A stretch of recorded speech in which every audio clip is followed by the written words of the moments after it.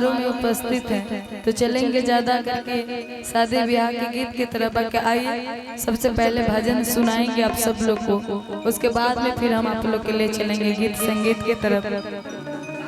हमारे बीच में कैमरा वाले भैया उपस्थित हैं और आपको भी स्वागत है। जय माता दी। आरके म्यूजिक बड़ा ये बहुत सारा वीडियो मेरे चढ़ाते हैं और मेरा बहुत सारा वीडियो पे व्यू है, बहुत सारा प्यार आशीर्वाद आप सब लोग देते हैं। तो हम चाहेंगे ऐसे ही आरके म्यूजिक का आप सब लोग प्यार आशीर्वाद देते रहिए, बना कर रखे। मेरा भी YouTube channel singer Aditya Raj से है, मेरा फेसबुक पेज भी सिंगर आदित्य राज से है। आदित्य राज से बड़ा पेज है जो कि आप सब लोग ने 8 मिलियन फॉलोवर्स दिए हैं और पूरा है। बस इतना ही कहेंगे कि और से ज्यादा आप सब लोग फॉलो करिए कि 8 मिलियन से वो 10 मिलियन पूर जाए। गाने से पहले अपना प्रचार। सही बात है, इन लोग का प्यार रहा तो वो 10 मिलियन बहुत जल्दी होगा। 8 मिलियन मतलब 80 लाख लोग आपको फॉलो कर रहा है इस इंडिया में। इंडिया तो छोड़ दीजिए, जो विदेश में रहते हैं वो भी लोग फॉलो कर रहे हैं आपको। यह इन लोग का प्यार स्नेह ही है ना।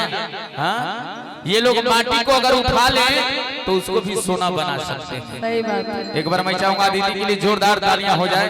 और थोड़ा सा सिस्टम अब गायकी शुरू होगी, अब मेन गायकी मजा देगा।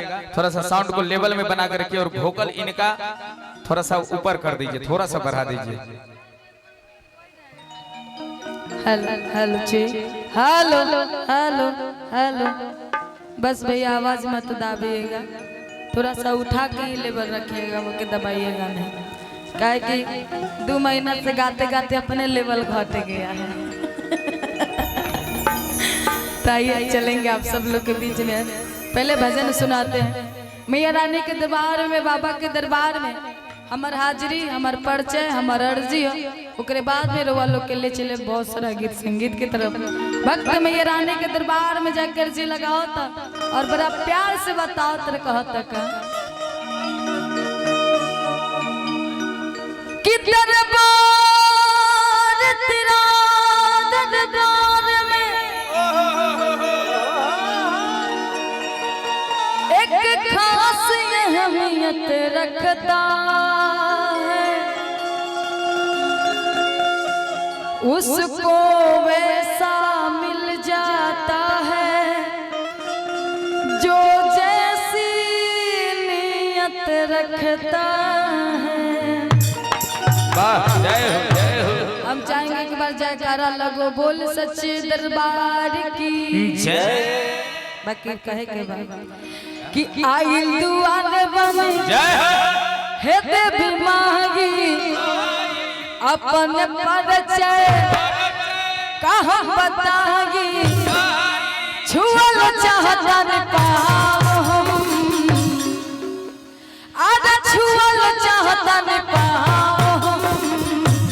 आदित्य आदित्य आदित्य नाम बा, आदित्य नाम बा, आदित्य नाम बा, आदित्य नाम बा, आदित्य नाम बा, आदित्य नाम बा, आदित्य नाम बा, आदित्य नाम बा।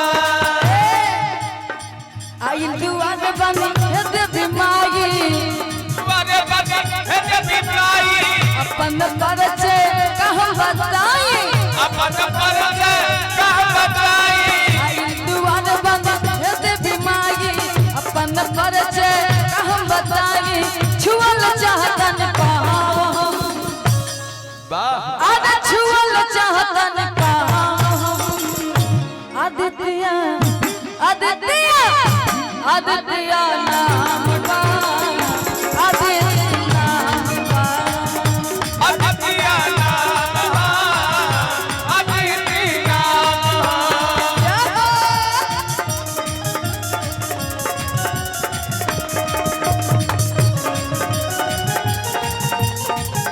शेयर कर दो।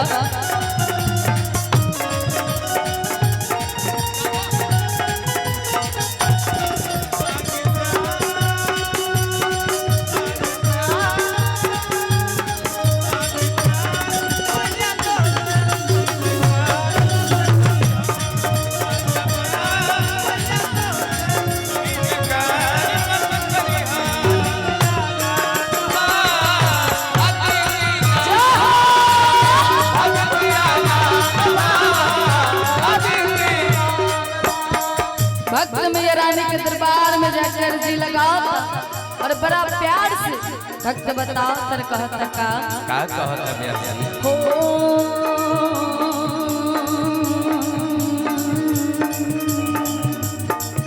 ए सुनिल सबई के तारे लुमाए भक्त के अपना उबारे लुमाए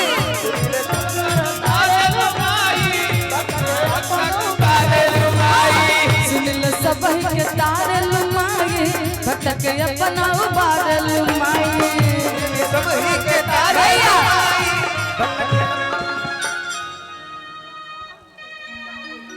पंकज शर्मा और आगे बोल लीजिए फिर से। अंदरवा पंचायत मुखिया जी की तरफ से बहुत सारा प्यार आशीर्वाद पुरस्कार है, बहुत बहुत धन्यवाद। मुखिया जी की तरफ से बहुत सारा प्यार आशीर्वाद है। जय माता दी मुखिया जी को, हर हर महादेव। और सरपंच साहब हमारे भोली भैया जी की तरफ से बहुत सारा प्यार आशीर्वाद पुरस्कार है, बहुत बहुत धन्यवाद। जय माता दी, हर हर महादेव। मिलन मुखिया जी आप भी उपस्थित होइए। मिलन मुखिया जी वाह, आइए। क्या बात है। मनरेगा वाला पेमेंट नहीं दीजिएगा? नहीं नहीं अभी भैया हम तो आ ही लोग रहे अभी थे हम कि मेरे जागने से पहले हाय रे मेरी किस्मत तो सो जाती है और मैं देर करता नहीं, देर हो जाती है। तो मिलन भैया देर नहीं कर रहे थे लेकिन देर हो जाती है। जय माता दी। भक्त कहता है एक जोरदार तालियां हो जाए। आधा छुअल चाहतन पाओ हम आदित्य आदित्य आदित्य नाम बा आदित्य नाम बा आदित्य नाम बा आदित्य नाम बा। पूर्व जिला पार्षद हाजीपुर सीताराम सिंह जी की तरफ से बहुत सारा प्यार आशीर्वाद और मिलन मुखिया जी की तरफ से भी बहुत सारा प्यार आशीर्वाद।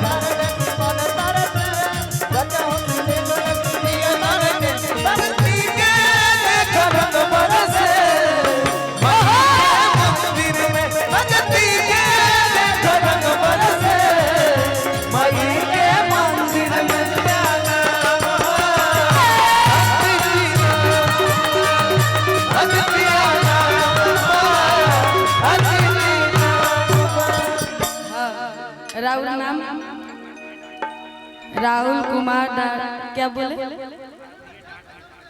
भारतीय डाक विभाग, उनके तरफ से बहुत सारा प्यार आशीर्वाद पुरस्कार है, बहुत बहुत धन्यवाद राहुल जी आपको, हर हर महादेव। कि मनवा के बात हम कैसे बताएं। आदित्य जी भैया भैया राहुल नाम है लेकिन आज मेरा शायरी उल्टा पड़ गया इनके नाम पर। नाम राहुल, राशि तुला, लेकिन जो भी काम करता है लोग खुल्लम खुला, लेकिन भैया ने आज उल्टा कर दिया। ऊपर में 500 भीतर में 50 टकिया रखे हुए थे। तुला राशि वाले लोग तो दिल का खुला होता है। मुझे लगा है कि पहले पहले जो है सब पप्पू भैया बड़का नोट से प्यार स्नेह दिए हैं। राहुल भाई उल्टा कर दिए। कोनो बात नहीं, फोटो के लिए आए थे, कोनो बात नहीं, होता है अक्सर। भक्त कहता थोड़ा सा इंस्ट्रूमेंट वाले का आवाज उठा दीजिए, कम से कम ढोलक वाले और तबला वाले का मैंने जोश नहीं, मजा मैंने वो नहीं मिल रहा है इनको। थोड़ा सा नाल वाले की आवाज उठाइए भैया। काहे आप दाब दे रहे हैं बताइए? किचिर किचिर किचिर किचिर कहले हैं भैया। तू जितना कहबा हम उतना वोल्टेज दिलवा दे, ओकरा खातिर हम भागल ना हई। तू जितना कहबो हम उतना वोल्टेज दिलवा दे, ओकरा खातिर हम भागल ना हई। अब भाई से के भरपूर वोल्टेज दो, तनको कम भइल तो समझ जइहो हम संतोष पागल ना हई। आवा कि मनवा के बात हम कैसे बताएं। रहनी मामूली देनी आदित बनाए। कि मनवा के बात हम कैसे बताएं। रहनी मामूली देनी आदित बनाए।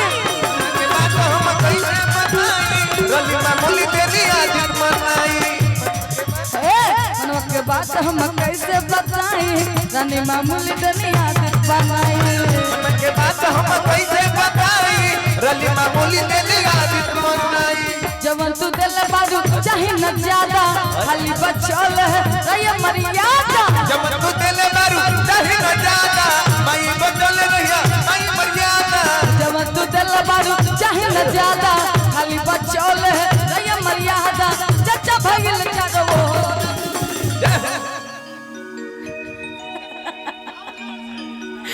अरे चचा भगिल चारो आदित्य आदित्य आदित्य नाम बा आदित्य नाम बा नाम बा अदिति नाम बा आदित्य नाम बा आदित्य नाम बा जो नाम बा अदिति नाम बा आदित्य नाम बा आदित्य नाम बा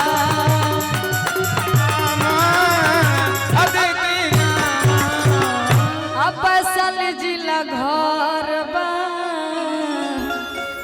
आदित्य राज नाम हो किया दो जी के घर हो